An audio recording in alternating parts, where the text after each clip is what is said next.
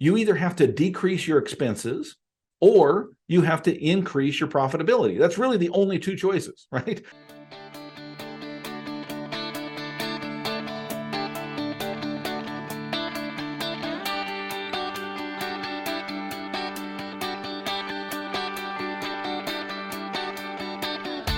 Originating from deep inside the Rocky Mountains, transported through the power of the internet, and arriving inside your tiny earbuds. It's the Appraiser Coach Podcast, helping appraisers increase their efficiency, quality, and make more money.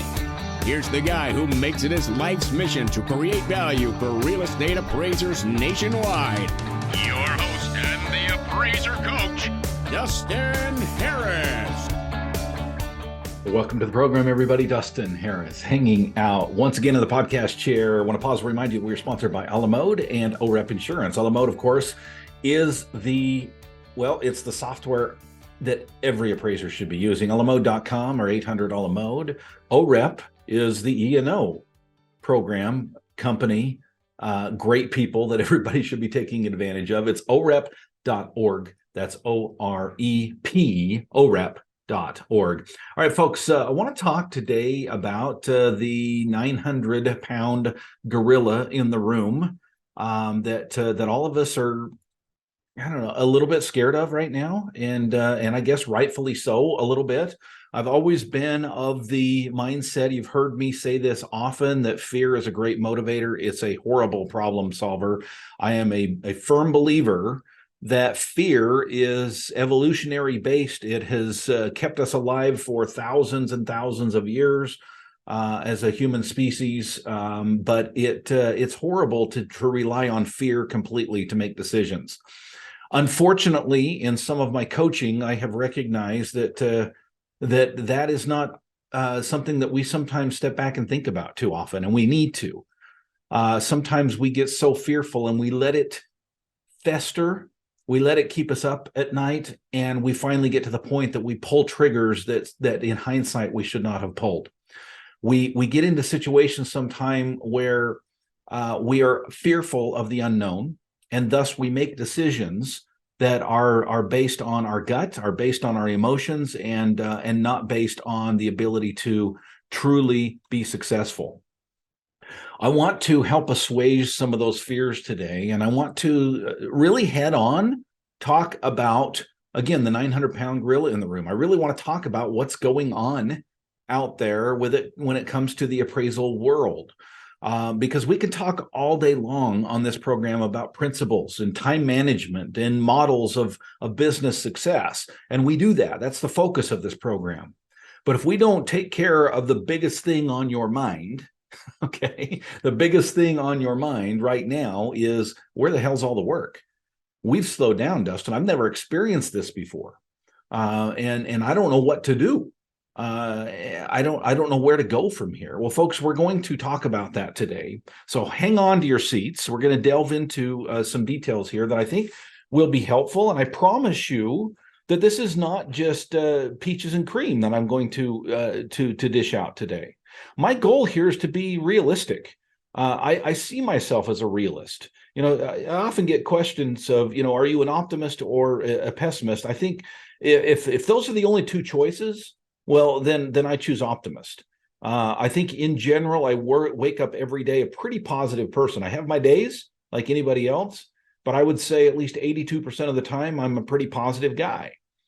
But I'm also a realist. I think that's one of the reasons that I have been able to see some success in my life, is because I'm able to kind of read the tea leaves, if you will. I'm able to pay attention to what's going on in the news, what's going on in the macro level of economics, what's going on a local, more micro level economics, to really pay attention to my numbers, to pay attention to my clients, to pay attention to my employees and the communication, and to make decisions that are not always perfect. And I could spend several episodes talking about the big mistakes that Dustin Harris has made over the years. But I've also made some pretty good decisions, I think, over the years. And part of that is being, real with what's going on in the world. Part of that is simply looking out and saying, okay, I see what's going on here. And as a consequence, I want to make sure that I make decisions ahead of the market. What often happens with appraisers, and I've been talking a lot about this in my private coaching lately, because some of the questions that have come to me, the best way to answer it is this way. If I'm talking to John and John asks a question about what to do, one of the things that I will make sure that there's a principle taught on is, are you proactive or reactive to the market? And I know that sounds like a simple answer, but of course we dig into it in more detail, and I will do that so right up front here. What I see is that about 98% of people, that's why we call them the 98 percenters, are reactive to the market, meaning they kind of see what's going to happen, but they still wait not only till it happens, but long after it is kind of too late to react to it, right? I don't think any of us were stupid enough to not predict that interest rates would eventually come up. When they were hovering around 3%, any of us who have half a brain cell would realize that they can't hover around 3% forever. Instead, they've got to change, just like the market always does. Now, this for most of us happened about spring of 2022. Now, not that we didn't predict it before then, but in spring of 2022, I don't know about you, but I was pretty aware that we're going to see some changes in the marketplace pretty darn soon here. It was pretty obvious to me that the Fed was already signaling, as they say, that's the pundits' term. They're signaling a change, but those signals were being floated as early as February, March of 2022. Now, we did not see a huge change in things until March, April, May. And really, we did not see much of a slowdown, at least in my market, till about June-ish, June, July-ish. Now, that typically, June and July are typically a pretty busy time for the appraisal world, at least here in Idaho. At least traditionally, that has been the case. Now, with that change has come again, most of the 98 percenters are now going to react to that market. But folks, why not position yourself before the market changes when you have a pretty darn good idea that it is going to change? And I know some of you are going to answer, well, Dustin, because we don't know. We don't know what changes. I mean, sure, we thought that eventually things would change as far as interest rates and thus mortgage. But come on, we didn't know when it would happen. And thus, I would agree with that. But folks, just knowing that we live in or work in a market that is cyclical in nature. What does that mean? You hear me say that term all the time. That means it goes up and it goes down and it goes in between, that it's a roller coaster ride, right? And so many of us have been experiencing the up of the market, meaning the downward pull of the interest rates and the upward pull of mortgages over the last little while. Do you remember what happened in 2020, early 2020? I do. In fact, I think on this very microphone, I made predictions that, hold on to your hats, folks, we might see a major cutback, a major slowdown in the mortgage world because of this pandemic. Well, this is why I'm not a fortune teller, and this is why I'm not on Wall Street, because my predictions, and let's be honest, folks, yours too, you were all out there. We were all kind of freaking out. What's going on here? They started doing the waivers more. They started doing the, let's do a bifurcated product. Let's do a 1004, but we're not going to go in the property. And many of us were like, oh, shoot, what does this mean?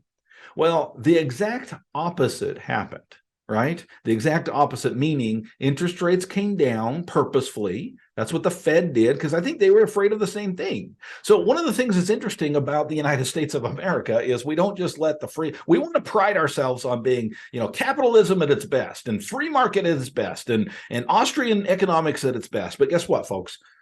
In reality, those strings are very much being pulled by the feds. And so what I think happened in 2020, I think you could go back and mark my words, this is what I saw. In 2020, you had a scared government. They don't want to see a recession, right? Especially in an election year. They want to do whatever it takes to make sure that the economy is good. And so when they see, oh crap, we've got a pandemic, that's going to make people scared. We've got to do something about that. Let's get things moving. So what do? They lowered the interest rates. And as the interest rates lowered, many people who were kind of sitting on the sidelines, investors, myself included, by the way, said, oh, okay, maybe it's time to pounce. Now, with that came an increase in prices, and so that somewhat balanced itself out. But folks, don't forget that in 2020, the latter portion of 2020, all of 2021 and the first part of 2022, we were so damn busy that we could not keep our heads above water. And it was scary, honestly, because I knew it couldn't last. Now, it's not that I can't step back and enjoy the good times when the good times roll. I absolutely loved that time, right? We had the opposite problem of what we normally had. Up until that point, folks, I could honestly get on this microphone and say to you that I've never turned down an appraisal because I couldn't fit the timing. Meaning people would come and say, hey, I need something done in 2 days. And we have the office set up to do that. During the height of the pandemic, I could not make that claim. We were out at one point, I think 8 weeks on a typical appraisal. And when people wanted it faster than that, we could certainly do that. We still had the setup to do that. But I very much enjoyed having that problem. Let's put it that way. However, I was keenly aware, as all of you were as well, that this could not last and would not last, that we live in a very cyclical market when it comes to mortgages. They go up, they go down.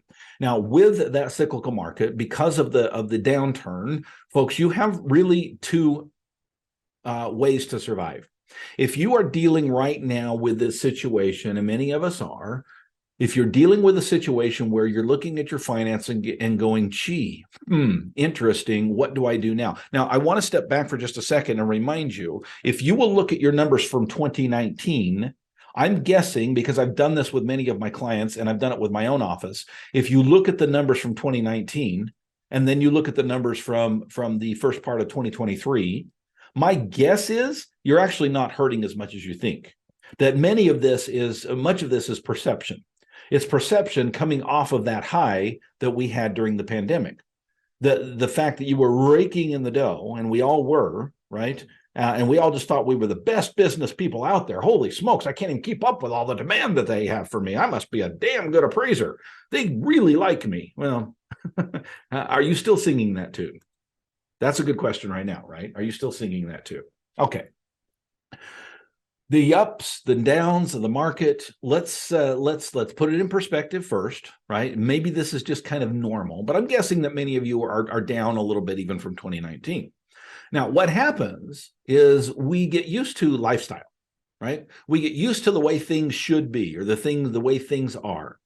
And as a consequence, when we have a downturn like we have now, it's very difficult to stay up on our emotions and positive because, well, hey, I was used to a lifestyle. I was flying around in helicopters, and now I'm driving around in a Prius, right? And not really, but you know what I'm saying. You get used to a lifestyle where you have so much money coming in the door that when things slow down, we forget that it's not actually slow. It's probably pretty normal. I mean, interest rates at 6-7% are not that strange. In fact, in many years, people would say that's awesome when we come off of 10 and 9% down to 6 and 7%. When I first got my first mortgage, I think it was like 6.7, something like that, and I thought it was pretty good back then. That felt good, and that doesn't feel good right now, right? And it's all perspective, right? But nonetheless, when things go down, you really have two options if you want to maintain your lifestyle. And it's very simple, right? This is economics 101. You either have to decrease your expenses or you have to increase your profitability. That's really the only two choices, right? When it comes to economics, folks, if you're not at where you need to be, if you're not paying the bills, right? And you feel like you're dipping into debt each and every, or at least dipping into the savings right now, and you think, oh my gosh, Dustin, I don't know if I can stand to withhold long enough. By the way, as a side note, folks, I was on this microphone in the middle of the pandemic saying, save your money, folks, put those nuts away for the winter because the winter is coming. Right? Don't forget I said that. And hopefully you did that. I know I did. And so we've got this savings that we're kind of chipping away at right now. Well, that can't last forever. And so you either need to do one thing, which is decrease your expenses, or another part, which is increase your profitability. Well, I want to talk about the increase in profitability when I get back from a little shout out to my sponsors. But first, I want to talk about decreasing your expenses. Folks, look at your expenses. Make some decisions. We don't live in the same world that we lived in 2021, right? Maybe you don't need Hulu and Amazon Prime and Netflix all together, right? Maybe we don't need all of the luxuries that we had before. Maybe it's time to look at your subscriptions, to look at your cost of doing business and ask yourself, can I cut down? Now, I'm talking on the personal side. Hopefully you're not paying for Netflix with your business account. I don't know. I guess you could justify that you need it in your office. I don't know. But the point is the same principle of, is true with your profit and loss statement. I've shared with you before, and I'll reiterate here, I look at my profit and loss every quarter, sometimes more. I just got done with my annual reviews of my P&Ls as of this recording. And it was eye-opening. Had a very good first part of 2022, not so good last part of 2022. So the first thing to look at is your expenses, right? Do you really need that fill in the blank? Okay. Do you need, now some things are just there. You bought them, you've got a third monitor. Do you really need a third monitor? It doesn't matter. It's there. You're not gonna sell it and get much out of it, right? So utilize it. But subscriptions, right? MLS subscriptions, personnel, that's a big one, right? It may be time to cut back on some personnel. I've had some opportunity over the last little bit to do some coaching, some private coaching with people where we sat down and say, okay, do you really need Aunt Kate working for you still? Should we cut her back? Do we need to cut back on her hours? Do we need to cut back on her days? There's a lot of things to look at, folks, when you're looking at cutting back expenses. None of us like to do it, especially when it comes to personnel. Do you really need to lay somebody off or maybe cut back a little bit? One of my coaching clients ask everyone involuntarily, they have no choice, right? If they want to stay on, they are going to take a mandatory unpaid day off every week. And so now he's down to a 4-day work week. Now, it's not that they're all taking the same day. Somebody might take a Tuesday, somebody else might take a Thursday, but everybody in the company, himself included, is mandatory day, an unpaid day off once a week. That's one of the ways that he has handled the downturn. Folks, these are the kind of difficult decisions that we have to make when the market is what it is. However, I'm always a positive guy. I'm always an optimistic guy, and I always want to, rather than cut back on expenses, cut back on lifestyle, I'm always going to first look to, is there something I can do to increase the volume right now? And I'm going to share with you some real things that you can be doing right now, even in the midst of the downturn, when we get back. First, I want to pause here and remind you of something you should not cut, and that is technology, right? Your technology and your ability to be economic, to do what you need to do, right? To have the tools at your resource to make sure that you're efficient at what you do is going to be the thing that's going to pay off. Alamode will do that for you, folks. Check them out by going to alamode.com. That's 800-ALAMODE. You can call them, or you can go to alamode.com. OREP. I love OREP. It's not just an E&O company, folks. Do me a favor. If you're at your computer, hopefully you are. We're on video now. Hi, YouTube. Just open up another screen and go to orep.org. And I want you to go to the top of the browser, and I want you to click on the benefits tab. Folks, I think you'll be blown away, even down to discounts at office supply stores or travel discounts. I mean, it's super cool, the partnerships that they have that you will get nowhere. You will get nowhere else except with OREP. OREP.org. That's OREP.org.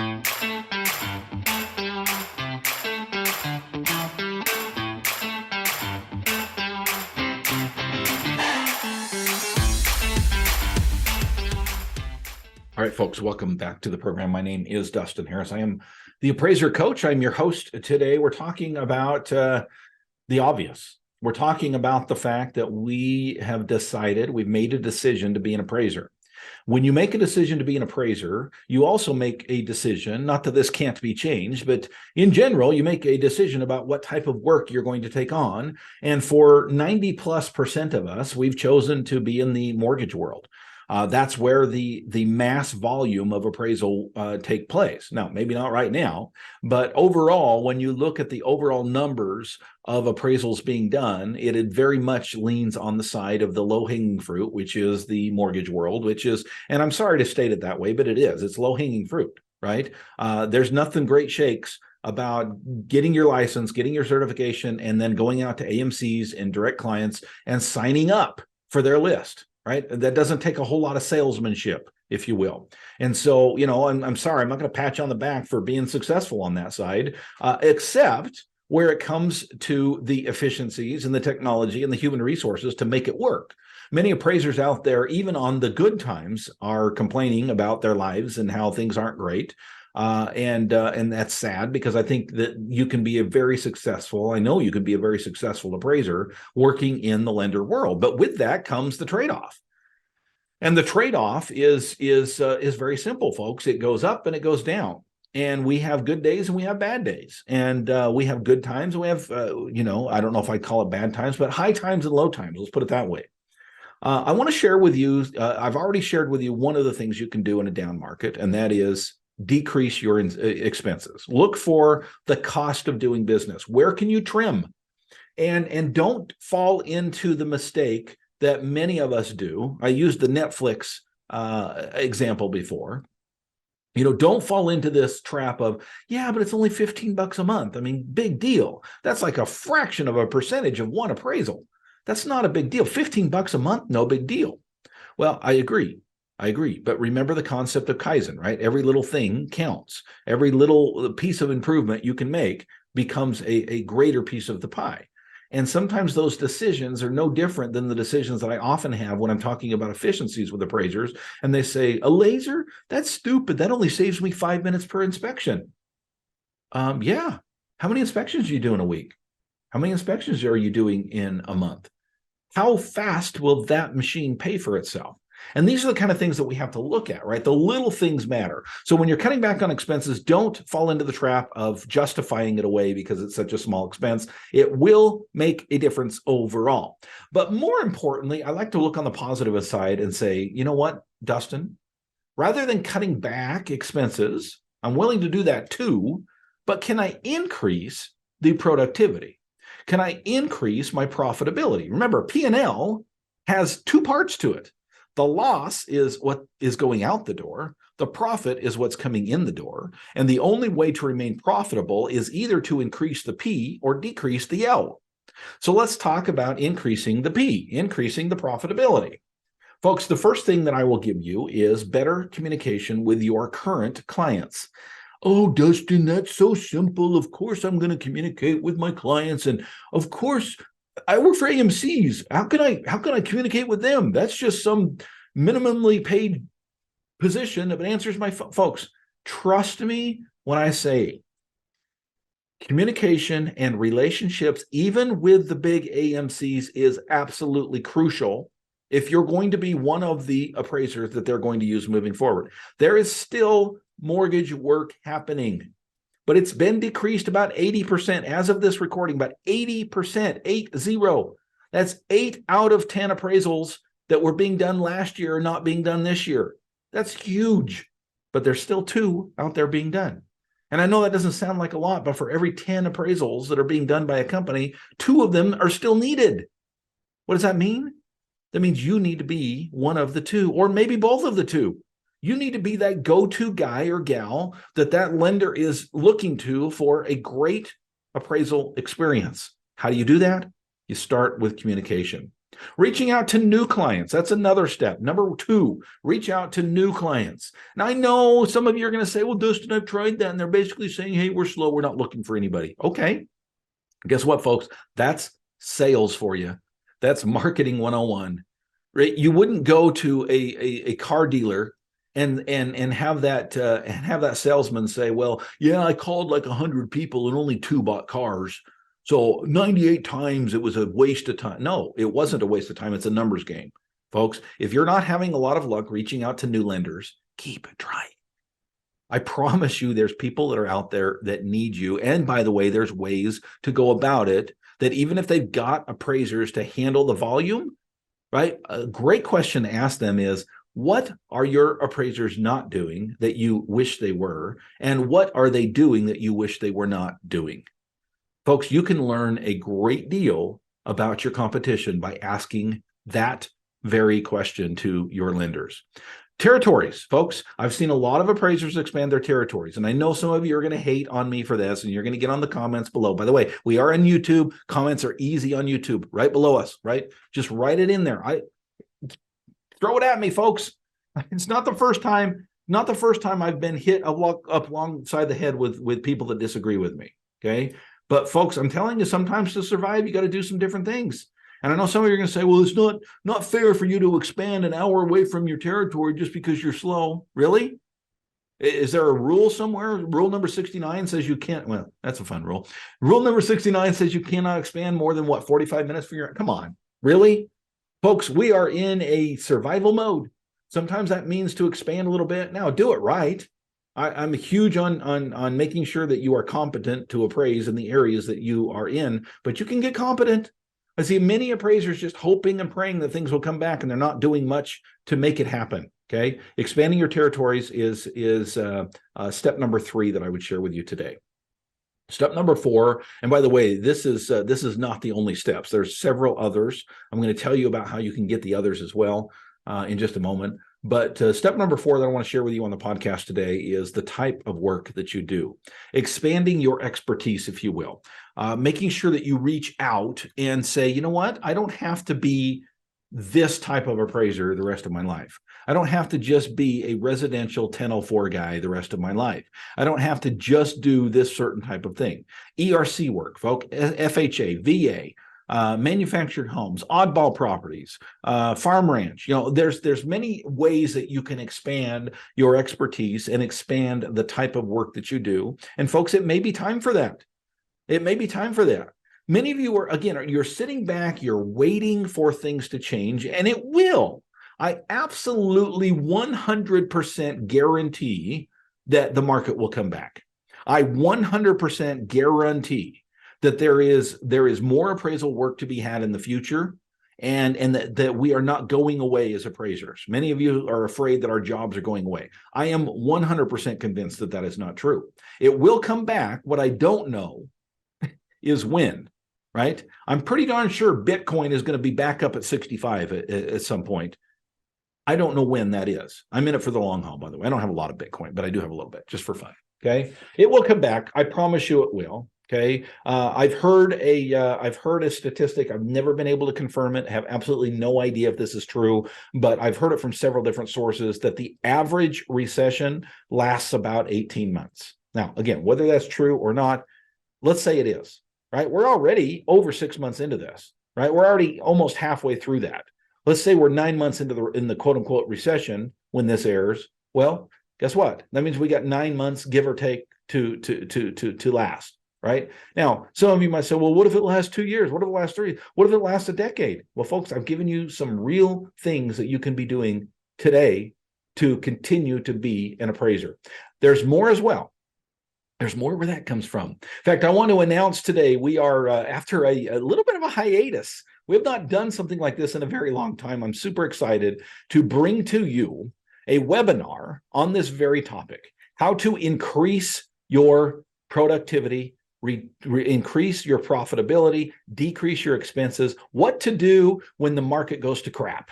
Okay. I don't know what the working title is going to be at this point, but it's going to be something like that. And we're going to delve into details on the 4 things that I gave you today, like very specific stuff that you should be doing, right? As well as offering several other options that you could, and I would even say should be doing during this downturn. The webinar will be held on March 20th. It will be at 11 a.m. Mountain Time, which is what, 1 p.m. Eastern, 10 a.m. Pacific. You know, find your time zone. March 20th. It's a Monday, March 20th. It will be 2 hours. It will include interaction. It will include your questions and answers. It will be live. It will be recorded. You'll get a copy of the recording after the fact, folks, for a measly $89. I mean, think about that. How much of if it could increase your appraisals by 1, okay, it's worth it.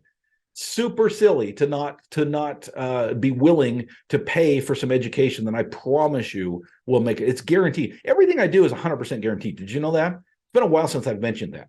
If you paid $89 and the things that I shared with you, if after doing them, they don't increase your volume at least $89, I promise you I will refund you in full.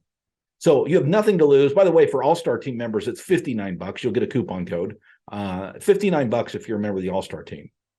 But $89, folks, for some information that is going to be real life. I mean, we just touched the surface today. We're going to dig into specifics on how to communicate, like with specific tools and specific things to say and other steps that you can take that I have not even talked about yet. Okay. You can go to my homepage right now to sign up. As of this recording, it will be on my homepage for the webinar coming up on what to do when the market turns down. Again, I don't know what the actual name of it will be, but it's something like that. Hope you'll join us on March 20th. And folks, hang in there. It's coming back. I promise it is. In the meantime, go create some value. You've been listening to the Appraiser Coach podcast with Dustin Harris. If you like what you hear, please give us a 5-star rating and post a short review on iTunes. For more in-depth insider information on how you can make more money as a real estate appraiser, visit theappraisercoach.com and sign up for the All-Star team today. Thanks for joining us. And now, get out there and create some value.